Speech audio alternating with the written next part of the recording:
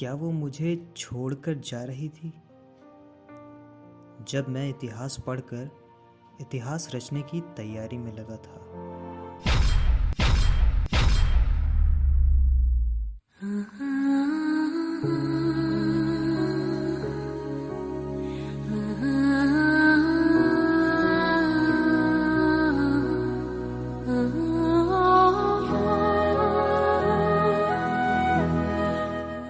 जहाँ से सभी शुरू करते हैं पढ़ना इतिहास, वहीं से मैंने भी शुरू किया था, जब भारत पर मुस्लिम आक्रमण हो रहा था।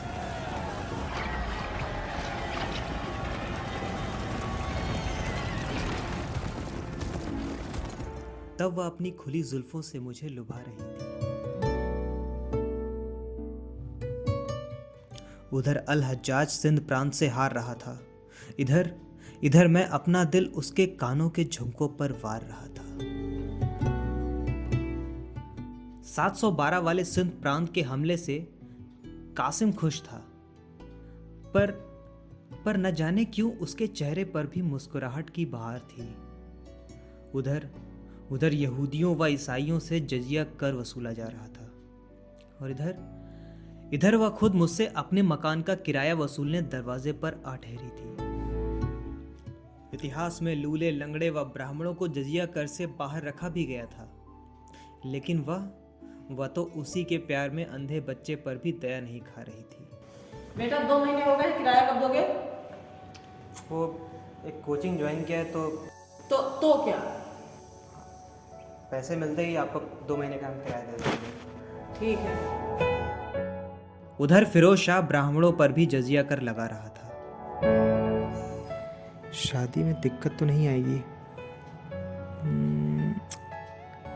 इसकी कास्ट क्या है? वैसे ये नाम के पीछे तो सिंह लगाती है। अब इधर का हाल क्या ही कहें। हम ठहरे ब्राह्मण, यहाँ तो सरासर जाति ही अलग थी। 1564 में अकबर आ भी गया था जजिया कर हटाने को। इधर मैं इंसानों में मसीहा खोज रहा था किराया माफ कर देने को। उधर औरंगजेब, फारूक शियार, मोहम्मद शाह जजिया कर लगाते हटाते रहे, और इधर मैडम किराया मांगने आती रहीं, और मैं किराया माफ करने को अकबर सा मसीहा खोजता रहा। अब लग रहा था अपनी बात जमेगी नहीं, तो मैं मुस्लिम आक्रमण समाप्त कर भारत पर तुर्कों का आक्रमण पढ़ना शुरू कर दिया था।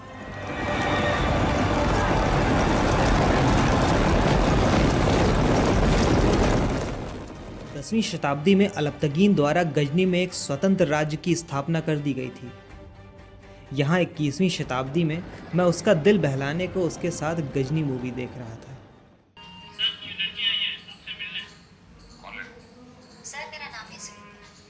उधर पढ़ रहा था इतिहास में कि अलबतगीन के 3 पुत्र थे। इधर हम दोनों अपने इतिहास की बातें कर रहे थे।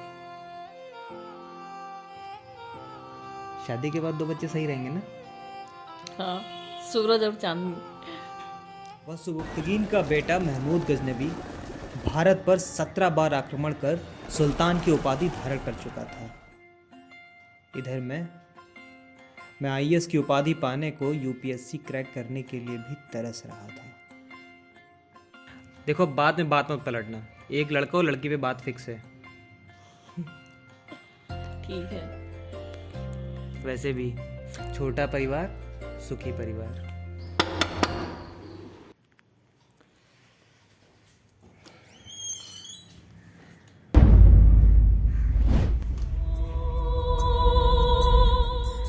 आप या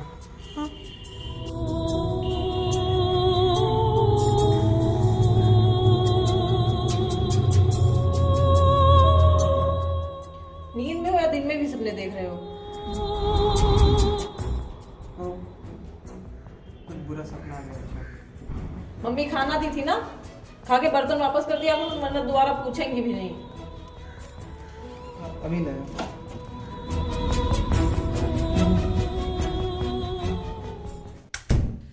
मैं बिस्तर की उसकी सिलवटों को समेटकर ठीक वैसे ही अपने पास रख रहा था जैसे कोई इतिहास का विद्यार्थी खोई हुई सभ्यता के निशान बचाकर अपने पास रखता है। फिलहाल अब मैं अपने सपने से जाग चुका था।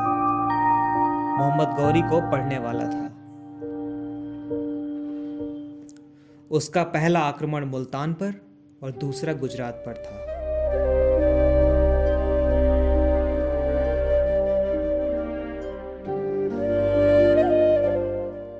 पर न जाने क्यों मुझे कुछ अजीब सा लग रहा था, मानो तीसरा मुझ पर ही होने वाला था।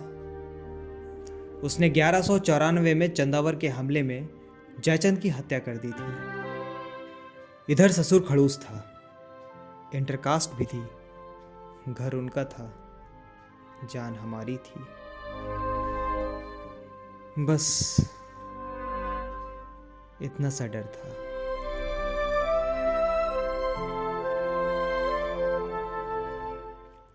उधर गौरी तो 1206 में निपट गया था। दिल्ली सल्तनत का गुलाम वंश जारी होने को था। इधर इतिहास रचने को अपनी ही लिखी कहानी से बीपी बढ़ने को था। उधर हत्याएं हो रही थी, इधर वो खड़ूस ससुर से खतरे बढ़ रहे थे। इतिहास याद रखने को उससे रिलेट कर बुन रहा था जो कहानी, उस कहानी के कैरेक्टर से मुझे अब सच में प्यार होने लगा था। अब अपने ही घर में उसके किराया मांगने आने का इंतजार करने लगा था।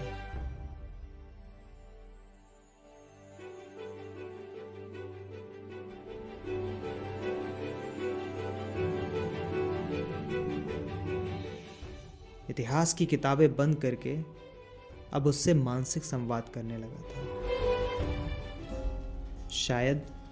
शायद खुदा मुझे काल्पनिक दुनिया से बाहर निकाल इतिहास रचने को मुझे उससे दूर कर रहा था।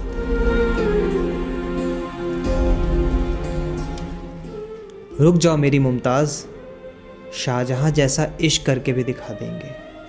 एक बार यूपीएससी तो निकल जाने दो, हम दुबई के बुर्ज खलीफा पर तुम्हारे नाम का ताजमहल भी बनवा देंगे।